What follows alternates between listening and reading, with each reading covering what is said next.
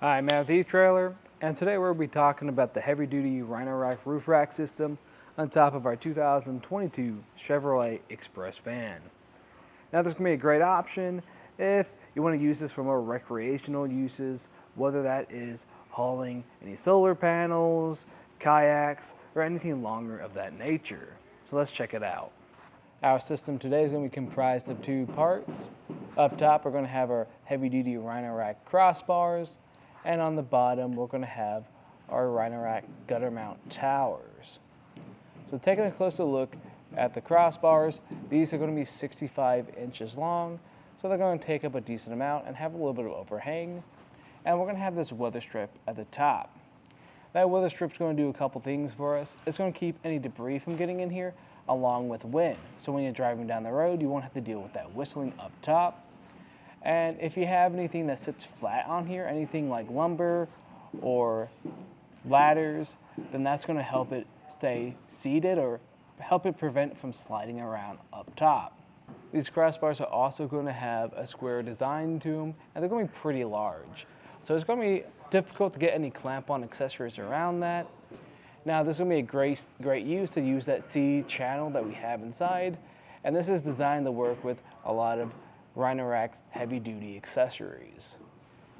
And then down below, we'll have an additional channel, and that's what's going to be used to hook your towers into.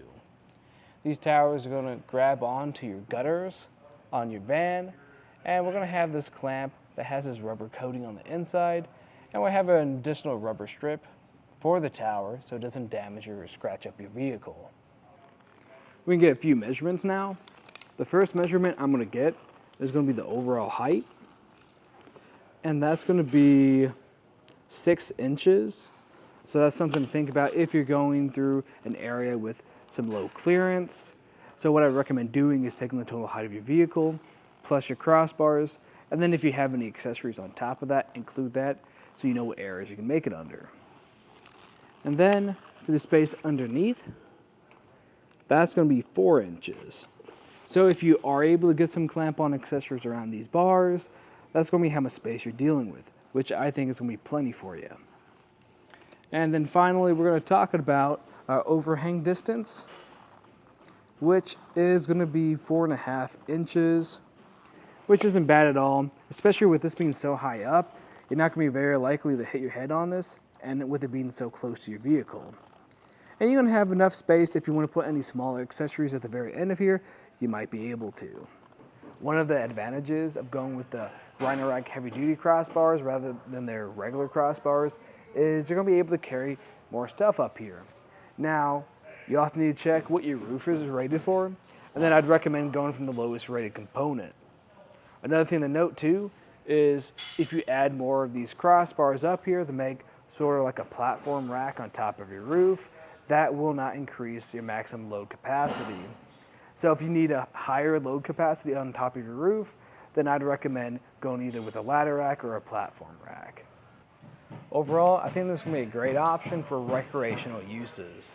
It's also going to be good for work uses. It's going to have one downside though, is it's not going to have load stops. So if you have anything like a ladder or lumber, it still has the chance of sliding around up here.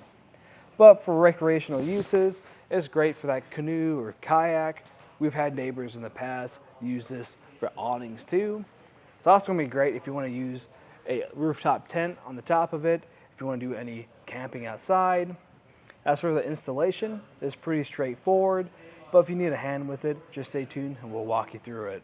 To start off the installation, we're going to lay everything out. So up front, we're going to have our crossbars and the weather strip that goes into it. And beside those, we're going to have the towers. For the towers, you're going to have these included rubber strips and these end caps as well. You're going to have this included Allen key that comes with your kit. And what I recommend grabbing is a 5/8 socket and wrench and a tape measure to make this a lot easier. I want to suggest starting with our weather strip because trying to put this on when it's on top of your roof already is going to be kind of tricky. So what I suggest doing is to start this off is trying to get this lined up on one side, kind of already pushed in at an angle. And then from the other side, we're going to push down and apply pressure until it seats into our channel. And we're just going to do this the rest of the way down. If you notice to take into consideration when you are putting that weather strip on top, it can take a few minutes because it can be a little stiff if it's cold outside. What I also suggest doing is maybe spraying some soapy water inside that channel so it slides in a little bit easier. But with that out of the way, let's move on to our towers. When I come over to our towers, you'll notice this is all the way tightened down. I just like to loosen that up first. So I'm just going to come by with our included Allen key, just loosen each one of these bolts a little bit until we get a gap underneath our clamp and our tower. And that's what your gap's going to look like. You can loosen this a little bit more if you want, but that's going to be up to you. With that clamp open, we're going to grab one of our rubber strips. You'll notice it has an opening on the bottom. What we're going to do is line that opening up with our tower right here and slide it on. This is going to help protect your van from any damage. And now we can go over to our crossbar. What I like to do at this point is just flip it over. We'll have access to this channel on the bottom. And what we want to do is slide this block in from the bottom so it seats in there. You'll notice mine is pretty tight though, so what I want to do before I do that is just grab our socket and wrench and loosen this up a bit. You might actually have to grab that block so it doesn't spin on you. Once you have enough of a gap underneath here, we can slide our tower on. I want to have mine pointing forward, aligned with the crossbar to begin with. And we're going to slide this on into place. You'll notice it's going to come right out too. What I want to do from here is then tighten this bolt at the top. So what that's going to do is once I tighten it some,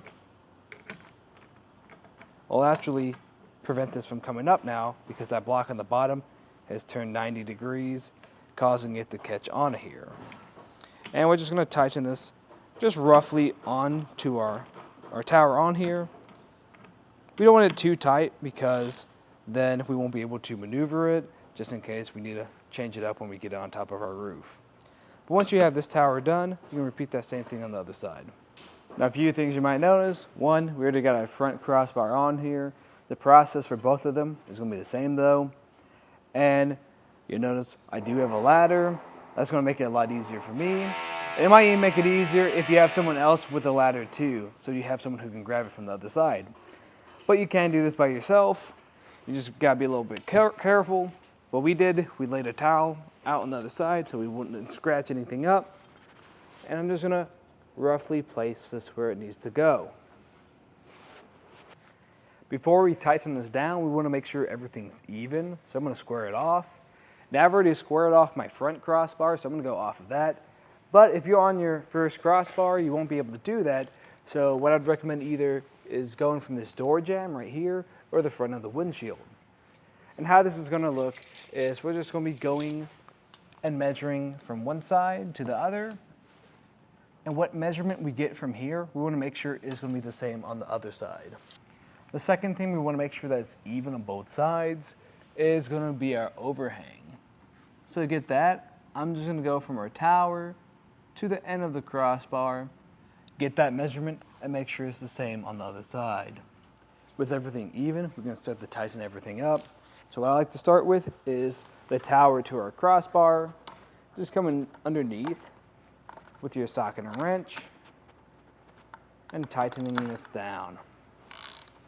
You do this on both sides. The second thing we want to tighten is going to be these bolts on the back of our tower and clamp. We're going to just tighten each one of these just slightly until we're getting a little bit of pressure. Once each one of these are tightened just slightly, then we're going to go over to the other side and do the same thing. The reason why we don't want to tighten it down all the way from one side is so we don't get any pulling occurring. And after, when you've tightened it down all the way, we can grab our end caps and put them on. They can be a little bit tricky to go on because they're a little stiff. So you just have to put some pressure on it. And while you're up here, you might as well give it a good shake test to make sure everything's fitting right. And if it is, then you can load it up with whatever gear you have and go hit the road. But that was just a look at the installation and some of the features of the Rhino Rack Roof Rack system on top of our 2022 Chevrolet Express van.